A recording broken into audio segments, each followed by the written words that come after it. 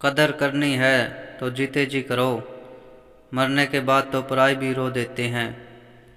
नमस्कार दोस्तों, स्वागत है आपका हमारे YouTube चैनल हिंदू ज्ञान टीवी में। अगर आप भी मेरी तरह श्री राम जी को मानते हैं तो कमेंट में जय श्री राम ज़रूर लिखें और हमारे YouTube चैनल को सब्सक्राइब ज़रूर करें। भगवान ने बताया, आलसी व्यक्ति सदा दुखी रहता है। चलिए दोस्तों, इस कहानी को, इस कथा को शुरू करते हैं। जो करुणा से भरा हुआ हो उसके तन और मन पवित्र होते हैं। ऐसे संत पुरुषों के कारण ही सृष्टि भी स्थिर है। उनका स्वभाव जात पात से ऊपर उठा रहता है। संत पुरुषों के लिए सारा जगत ही घर होता है।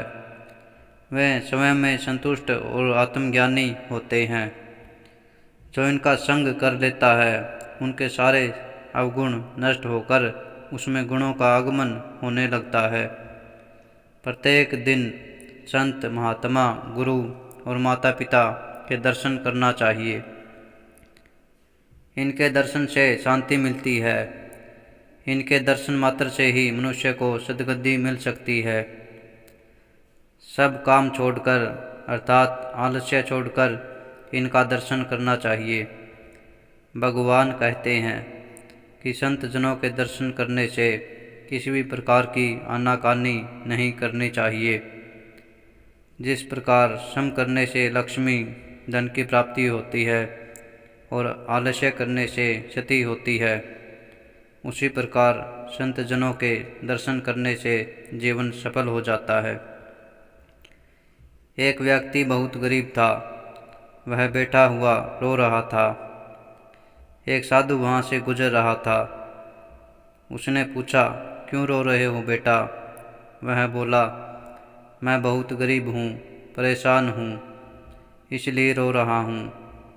साधु ने कहा, इसमें रोने की क्या बात है, कमाओ और खाओ। व्यक्ति ने कहा, जो भी कमाता हूँ वह पूरा नहीं पटता, 2 बच्चे और पत्नी है। ऐसा बोलकर वह फिर रोने लगा। साधु को दया आ गई। उसने झोले में से पारस निकालकर उसे दे दिया और कहा कि तुम्हारी टूटी फूटी झोपड़ी और तुम्हारी ऐसी हालात को देखकर मैं समझ गया हूँ कि तुम वास्तव में गरीब हो। मैं 7 दिन के लिए सामने की पहाड़ी पर स्थित मंदिर पर जा रहा हूँ। यह साधारण पत्थर नहीं बल्कि पारस पत्थर है।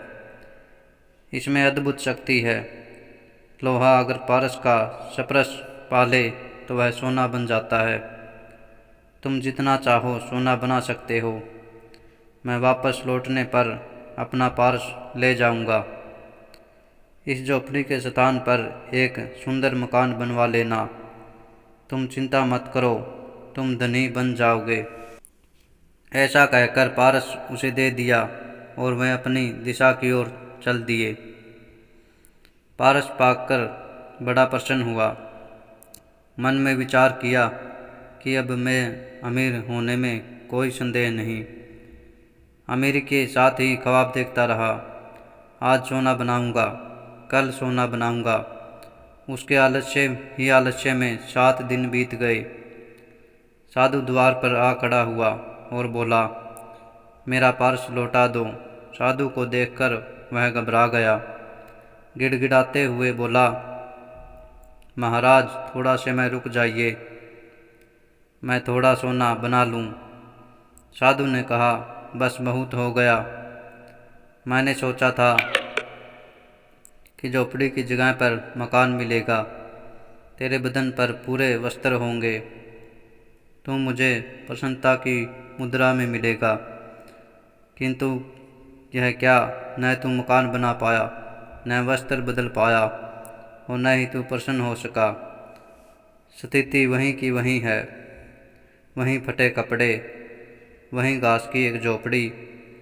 मैंने सोचा था कि सब कुछ बदल जाएगा, किंतु अफसोस कि ऐसा कुछ नहीं हुआ।